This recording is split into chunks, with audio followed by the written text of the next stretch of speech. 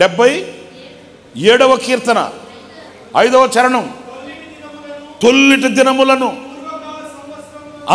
ఉండండి, ఆగండి, అక్కడ ఆగండి. తొల్లిటి దినములు, పూర్వకాల సంవత్సరాలు మీలో ఎంతమంది జ్ఞాపకం అన్నాయి ఒకసారి ఆలోచించుకోండి. రాత్రి మీరు ఆలోచించుకోండి. తొల్లిటి దినములు, అన్నం లేక ఆకలితో అలమటించిన దినములు, ఎవరొచ్చి కొంచెం సహాయం చేస్తారా అని దిక్కులు చూచిన దినములు. ఈరోజు కొంతమందికి జ్ఞాపకం లేవండి. స్థితి మారింది. కొంచెం చేతికి డబ్బులు వచ్చాయి, ఒంటి నిండా బట్ట వచ్చింది, ఇక పలకరించే వాళ్ళు వచ్చారు. ఇప్పుడు తమ స్థితి కొంతమందికి జ్ఞాపకం లేదండి.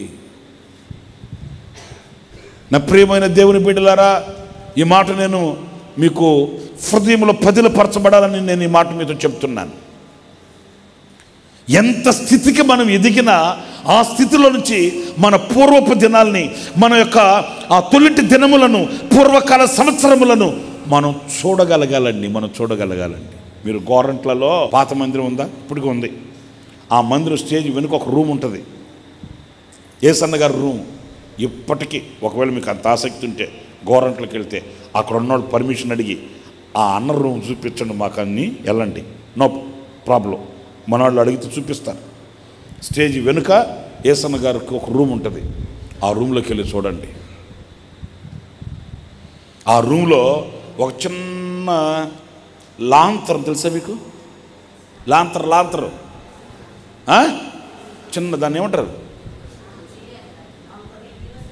కిరోసిన్ది లాంతరం ఉంటుంది కదా, ఆ చిన్నది బుడ్డి, కిరోసిన్ బుడ్డి గోడకు తగిలించి ఉంటుంది. ఆ గదికి గోడలకి సిమెంట్ పూత కూడా ఉండదు. ఇప్పటికీ ఉంది. ఆయన జ్ఞాపకార్థంగా కట్టించుకున్న గది అది.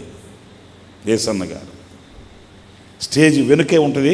గోరంట్లలో మందిరంలో స్టేజ్ వెనుక ఏసన్న గారి గది ఉంటుంది. ఆ గదిలోకి వెళితే గోడలకి సిమెంట్ పూత కూడా ఉండదు. దానికి మేగొట్టి ఒక చిన్న కిరోసిన్ బుడ్డి తగిలిచ్చి ఉంటుంది అక్కడ. ఎందుకు అది పెట్టుకున్నాడు అంటే, ఒక రోజట ఆయన సేవ ప్రారంభంలో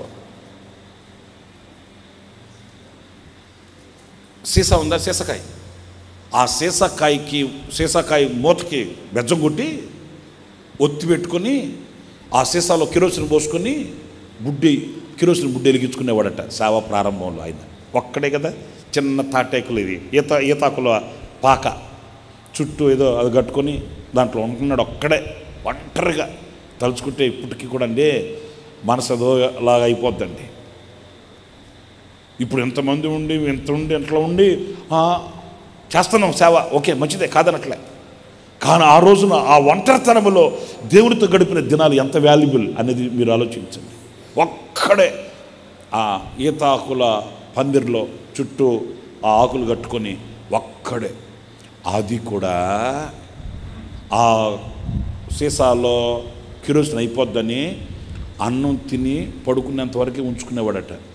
ఆ తర్వాత ఆపేసేవాడట. ఎందుకంటే రేపటి రోజుకి మరలా కిరోసిన్ కావాలి కదా, కిరోసిన్ కొనుక్కోవాలంటే ఒక ₹10 పెట్టాలి, ఎక్కడుంది అని. సరే ఒకరోజు ఏం జరిగింది, ఎక్కడికి వెళ్దామని బయటికి వెళ్దామని ఆ బస్ స్టాండ్కి వెళ్దామని బయటకు వస్తే ఆ పక్కన ఒక చెత్త దిబ్బ ఉంది, చెత్త దిబ్బ. ఆ దిబ్బలో అంట ఎవరో ఒక లాంతర్, అదే మన ఏమంటారు దాన్ని, కిరోసిన్ బుడ్డి చిన్నది బుడ్డది, ఆ దిబ్బలో పడేస్తున్నారంట. పాప మా ఆయన చూడండి, అది చూడగానే ప్రాణం లేచి వచ్చిందంటండి. సీసాయి కాయలో ఒత్తి పెట్టుకొని వెలిగించుకుంటున్నాను, ఎవడు పడేసారు దాన్ని అని ఆ దిబ్బలోకి వెళ్ళి ఆ దిబ్బలో పడిపోయిన ఆ చిన్న కిరోసిన్ బుడ్డి తీసుకొచ్చుకొని దాన్ని శుభ్రంగా కడిగి తుడుచుకొని, దానికి మళ్ళీ గ్లాసు సిమ్మిలు గిమ్మిలు ఏం లేదండి, ఒట్టిది ఇంత చిన్న బుడ్డది, దాన్ని శుభ్రంగా కడుక్కొని దీనికుండే ఒత్తి దానికి వేసుకొని వెలిగించుకుంటే సాయంకాలం ఆ పక్కింటి ఆమె వచ్చానిందంట. ఏమండో ఏంటి మా ఇంట్లో ఉండే దీపం మీ ఇంట్లోకి వచ్చిందంటే అది మాదదే అనిందంట. అమ్మ లేదమ్మా దెబ్బలో పడినింది, నేను తీసుకొచ్చాను, మీద నాకు తెలియదమ్మంటే, అంటే దెబ్బలో పడి ఉంటే మీరు తీసుకొచ్చేసుకుంటారా, ఏదో పిల్లలు పడేసి ఉంటారనుకో, మాదదే అట్లంటే ఏసన్న గారు అమ్మమ్మ అరవద్దమ్మా, మీదైతే తీసుకెళ్ళిపోండి అని దాంట్లో పోసిన కిరోసిన్తో కూడా అట్లాగే ఆ దీపాన్ని అట్లాగే ఆమెకి ఇచ్చేసాడంటండి. బాధాకరమైన విషయం ఏంటంటే ఆ దీపంతో కూడా ఈ సీసాలో పెట్టుకున్న ఒత్తు కూడా పోయింది. మీకు నవ్వు వచ్చిందేమో కానీ ఆ రాత్రి ఆయన చీకట్లోనే ఉన్నాడంటండి. ఏది పావల ₹1 దాని విలువ. ఆ రోజు ఆ రూము అన్నకి ఆయన కట్టించుకున్నాడు. మేరక్క గారు అయితే అస్సలు ఒప్పుకోలేదు. అన్న సరేనన్నా, వద్దులేన్నా, చూసేవాళ్ళకి బాగోదులేన్నా, ప్లాస్టింగ్ చేయిద్దాం, సిమెంట్ పొద్దు పోయిస్తాం, సున్నం కొడుతుంటే వేసిన గారు అన్నారు, అమ్మా నాకు అడ్డు తగలొద్దు, నువ్వు దయచేసి నా జ్ఞాపకాలు నిలుచుండాలి. నాకు ఎప్పుడు నేను మెలుకు వచ్చి చూసిన నా పూర్వస్థితిని మర్చిపోకూడదమ్మా. ఇప్పటికీ ఉంటుందండి ఆ గోడకి ఆ చిన్న కిరోసిన్ బుడ్డి ఆడ తగిలిచ్చి ఉంటుంది. ఎందుకన్నా అంటే నా గత జీవితం నాకు ఎప్పుడు జ్ఞాపకం ఉండాలిరా. ఆ చర్చి ఓపెనింగ్కి ఆ రోజున ఆ రూమ్లో అన్నకి ఆ రూములో అన్న వెళ్ళే రోజు పాస్టర్లందరినీ పిలిచాడు, మమ్మల్ని అందరినీ ప్రార్థన చేయండి అంటే ప్రార్థన చేశారు. ఆ రోజు అన్న కూర్చొని ఆ రూమ్ని అలా ఎందుకు ఆయన కట్టించుకున్నాడో అవన్నీ ఇంచుమించు 2-2.5 గంట చెప్పుకొచ్చాడండి. 2-2.5 గంట కన్నీళ్ళు పెట్టని సావకులు లేడు ఆ రోజు. ఆయన కూడా పాపం కుమిలి కన్నీళ్ళు తుడుచుకుంటానే అవన్నీ చెప్పుకొచ్చాడు. రోజు ఆ లేమల్లి సెంటర్కి వెళ్ళి అన్నం వండుకుంటాడట. ఆ కొండ ప్రాంతానికి వెళ్ళి కట్టిపొలు ఏరుకొచ్చుకొని అన్నం ఎగరబెట్టుకుంటాడంట. కూరలు వండుకుని అంత ఎక్కడిది. అందుకని ఆ లేమల్లె సెంటర్కి వెళ్తే చిన్న బడ్డీ కొట్టు, ఆ బడ్డీ కొట్టులో 10 పైసలు ఇస్తే 2 నిమ్మకాయ ప్యాకెట్లు ఇచ్చేవాళ్ళంట. నిమ్మకాయ పచ్చడి ప్యాకెట్లు అట్టకి తగిలిచ్చి ఉంటారు కదా. ₹1 అట్లా పావలా ఇస్తే ఆ నిమ్మకాయ ప్యాకెట్ ఇస్తారట 2. ఆ 2 నిమ్మకాయ ప్యాకెట్లు తీసుకొచ్చుకొని ఆ నిమ్మకాయ ప్యాకెట్ని ఆ వేడి అన్నంలో పిండుకొని అంత అన్నం తినడు. రోజు ఆ నిమ్మకాయ పచ్చడితో తినలేక ఆ వెనక కోళ్ల ఫారం ఉందంటండి. కోళ్ల ఫారం ఏదో ఒకరోజు వెళ్ళి ఒక కోడిగుడ్డు కొనుక్కొచ్చుకునేవాడట. వాళ్ళు అన్నారట, అబ్బాయి అంటే కొంచెం పగిలిపోయిన కోడిగుడ్లు ఉన్నాయి, అవి తీసుకుంటావా? 2 ఇస్తాం, ఈ రేటుకే 2 ఇస్తాం, తీసుకుంటావా? పగిలిపోయినవి ఉన్నాయి అంటే, అమ్మ తీసుకుంటానమ్మా అంటే ఏదో పావులు ₹1 ఇస్తే 2 కోడిగుడ్లు ఇచ్చేవాళ్ళు అంటండి. పగిలిపోయినాయి. అవి కదలకుండా జాగ్రత్తగా అట్లాగా తీసుకొచ్చుకొని ఏదో అట్లాగా చేసుకుని తినేవాడట. ఒకరోజు అట్లాగే అది తెచ్చుకుందామని వెళ్తే వాళ్ళు ఆయన అన్నాడట, అవా ఏంటి నువ్వు వచ్చినప్పటి నుంచి ఆ పగిలిపోయిన కోడిగుడ్లన్నీ తీసుకెళ్ళిపోతున్నావు అని ఒక బాధాకరమైన మాట అన్నాడంటండి.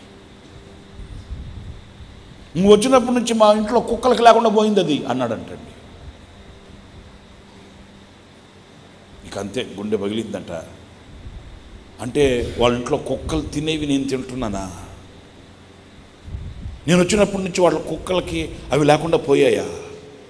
తలంచుకొని మౌనంగా వచ్చేసాడట. ఇక మరలా అటువైపు వెళ్ళలేదంటండి. నేను ఎందుకు చెప్తున్నాను మీతో?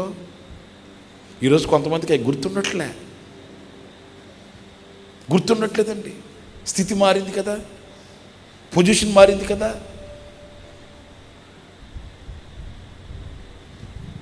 ఎంత ఎత్తుకి మనం ఎదిగినా అక్కడి నుంచి మన తొలిటి దినాలు మనం చూడగలగాలి. నేను నిండు మనసుతో నేను కూడా చెప్తున్నాను. నేను ప్రతి దినం నా దేవునికి నేను స్తుతి చెప్పుకుంటానండి. ప్రతి దినం జ్ఞాపకం చేసుకొని రోజు ఇంచుమించుగా ఉండదండి. ఏదో ఒక రూపాన నా గతాన్ని నేను జ్ఞాపకం చేసుకుంటాను. ఈ స్థితిలో నేను దేవుని మాటలు అంటే, ఈ స్థితిలో అంటే ఏదో ఆధిక్యతను కాదు నేను చెప్పేది. దేవుని మాటలు అల్పుడనైనా అభాగ్యుడనైనా నేను ఈ మాటలు చెప్పే ఈ ఉన్నత ఈ యొక్క యాజకత్వం యొక్క ధర్మాన్ని ప్రభు నాకు ఇచ్చాడంటే, నేను ఎప్పుడు ఆ స్థితి నుంచి ఆ తొలిటి దినములు పూర్వకాల సంవత్సరములను చూడకుండా మానలేదండి. ఈరోజు చాలామందికి అలా లేదు. దేవుడు కొంచెం హెచ్చిస్తే, ఆశీర్వదిస్తే ఇక పై చూపే కానీ కింద చూపు అమ్మో కనబడదండి.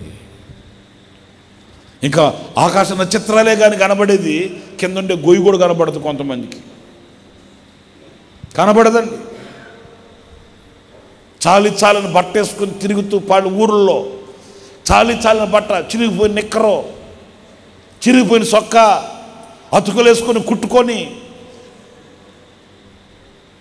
ఏదో అన్నట్టుగా తిరిగిన రోజులు ఈరోజు మనకు గుర్తులేవు. చొక్కా చిరిగిపోతే దానికి సూది దారం వేసుకొని కుట్టుకొని అది కనబడకుండా అతుకులు వేసుకొని దాగి తిరిగిన రోజులు ఈరోజు మనకు గుర్తులేవు. నా ప్రియమైన సహోదరులారా, ఇంతగా ఆశీర్వదించి, ఇంతగా హెచ్చించి, ఇంతగా ఘనపరిచిన ఆ దేవుడు మనం చూసినప్పుడు, మన కృతజ్ఞత లేని మనసుని ఆయన గమనించినప్పుడు ఆయన ఎంత వ్యధ చెందుతాడనేది మీరు ఆలోచించి చూడండి.